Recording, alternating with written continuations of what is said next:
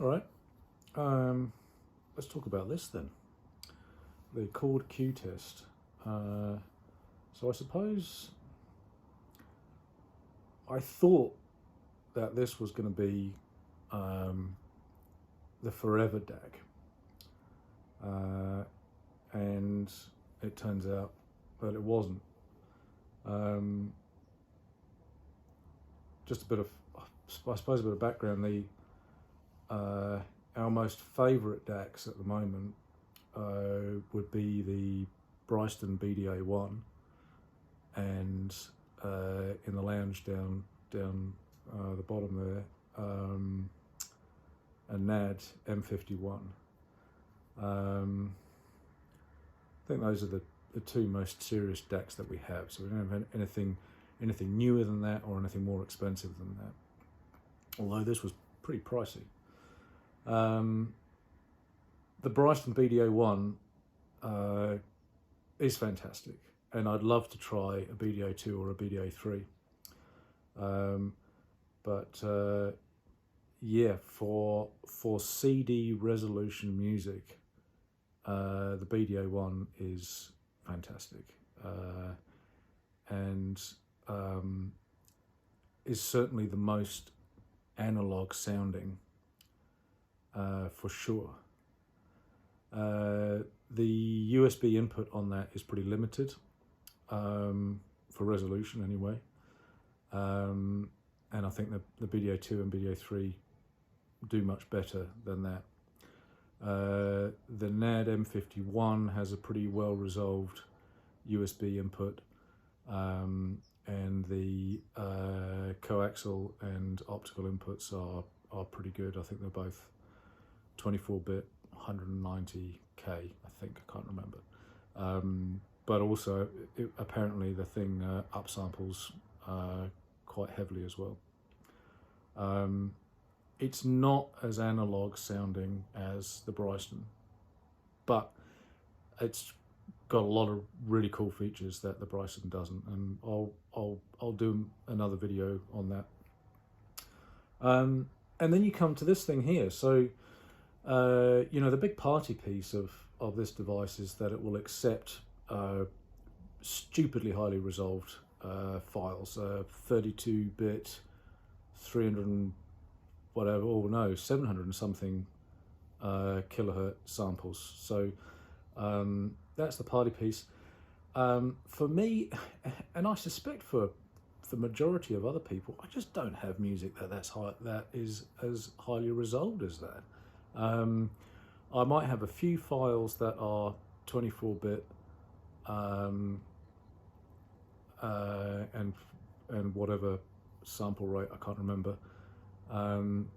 which most of our DACs will cater for, but I really don't have anything more than that. So I'm going to really sort of base this on the fact that most of my digital music is resolved to CD quality or fractionally more than that. So for a start, I'm not even making use of the capabilities of this machine.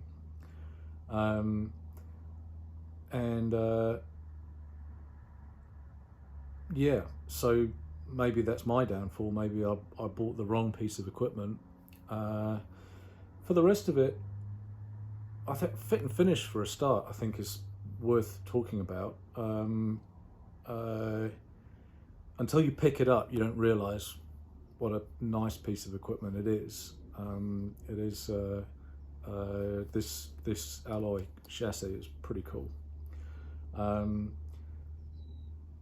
But for the rest of it, it's pretty average. The analog outs are not the flashiest of terminals. BNC connectors, they're nice, but I've actually really struggled to find cables and equipment that I can use the BNC with. So I think I would have preferred a standard coaxial on one of those inputs rather than this silly adapter, which just seems to not make any sense at all. The power supply that's provided with this, so it's the sort of what is that, micro USB input for the power supply. The one that's provided with this is pretty cheap and cheerful and really nothing to write home about. The buttons I really hate. They look cool, but when you start using them, they're just you got to remember what color every input is, and I actually find it a bit of a gimmick, to be honest. And then so we come on to, you know, how does it sound, which was the big thing. And these, you know, the reviews on this little gizmo are epic. You know, every review I've ever seen has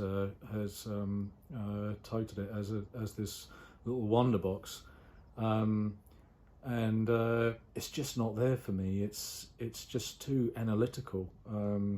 I think there's sort of this idea that we're all striving for total transparency, and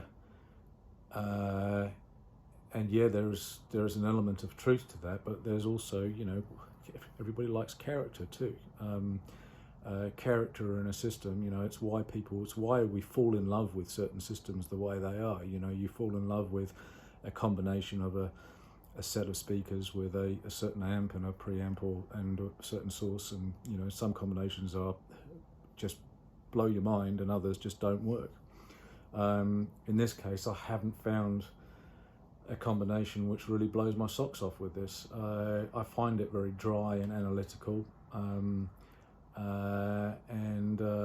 yeah, without character, totally without character. And I guess there's a place for that, you know, if you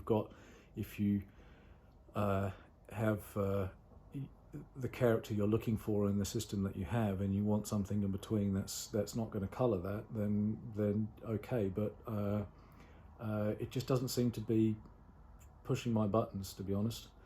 So, you know, yeah, just a bit disappointed really, and it's an incredibly expensive device, and it just didn't deliver in the end. I just didn't find it.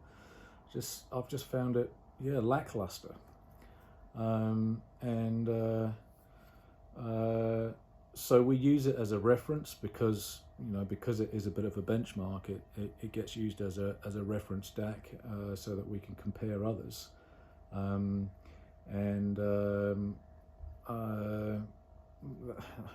That's really, so other than that, it's a very expensive paperweight, to be honest.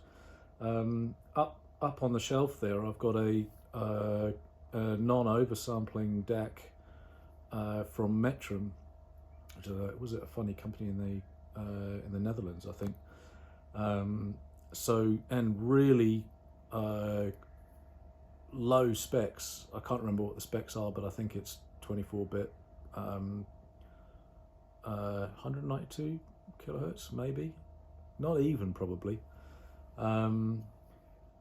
And it's just got warmth and analog written all over it. It's just a really, really delightful piece to listen to,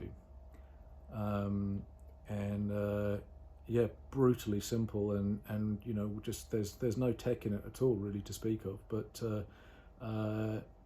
given the choice, I would absolutely prefer it over this. Again, you know, because I don't listen to highly resolved digital music, but there it is. What else have I got to say about this? I can't remember. There was something on the tip of my tongue, but that's gone.